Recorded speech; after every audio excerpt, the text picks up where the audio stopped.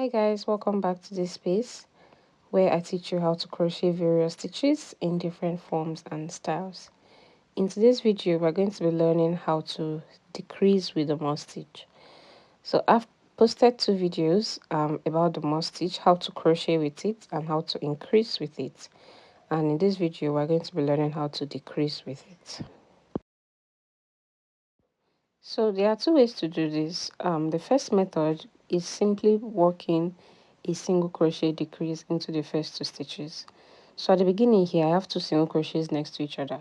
So I'm just going to insert my hook into the first stitch and pull up a loop, and then into the next stitch and pull up a loop, and then complete that by pulling through. So there I've just made a single crochet two together, and then I just continue working my moss stitch pattern as usual by chaining one, skipping one stitch and working one single crochet into the next stitch. And there you have a basic decrease. Now there's a second method that I like to call skip without chaining. Okay, so you can see here I made one chain, turn my work, and then into that very first stitch I'm going to make one single crochet. Okay, so at the beginning here there are two single crochets next to each other before we have the chain space, and then the moss stitch goes all the way. Okay, so I'm going to skip the next stitch where I'm supposed to make a chain over. I'm going to skip that stitch, but I will not chain. Okay, so just follow along with me. So one single crochet into that first stitch. Okay, so normally I should chain at this point and then skip the next single crochet, but I won't do that. I will not chain. I will just go into the next chain one space and work my next single crochet. Okay, so what I've just done is that I've skipped I've reduced by one stitch because that extra chain was supposed to count as, its own stitch, but then I've reduced by one stitch by not making that chain one space. Okay, I'm going to demonstrate this one more time just so that you get it properly, but I'm just going to complete my row here by working one single crochet, by working the moss stitch pattern basically up until the very end.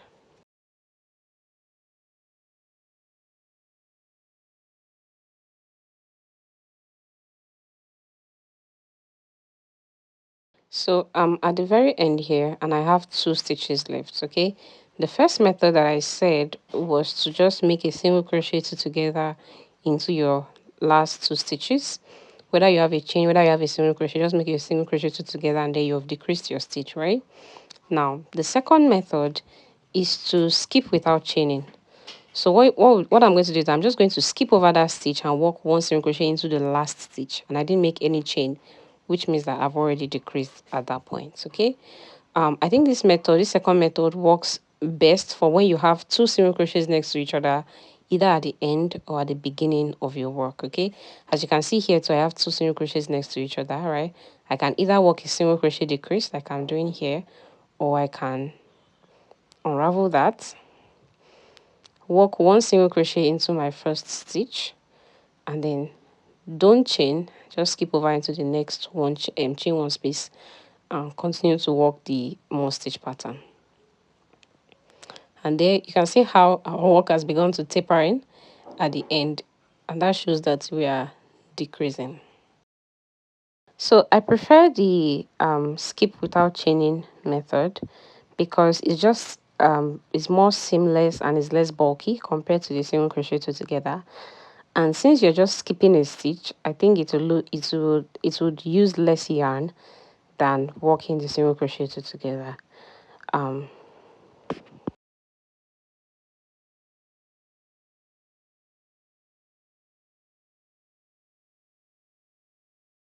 Just to show you one more time, I have two stitches left here, and normally I should chain one, skip over one, and work into the last stitch.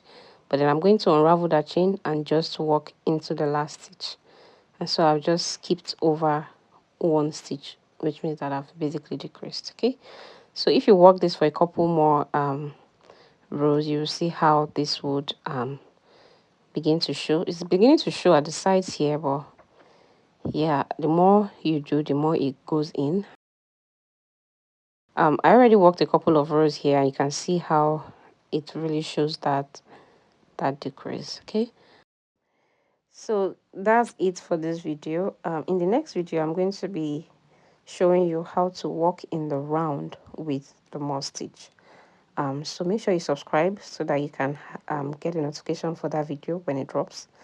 Also, I have a detailed PDF that contains all the instructions about how to crochet the moss stitch, how to increase with the moss stitch, how to decrease with it, how to walk in the round with it, and I'll have a link to that in the description box, so you can check it out if you do not want to go through the hassle of watching every tutorial, or if you like reading patterns, you can check that out.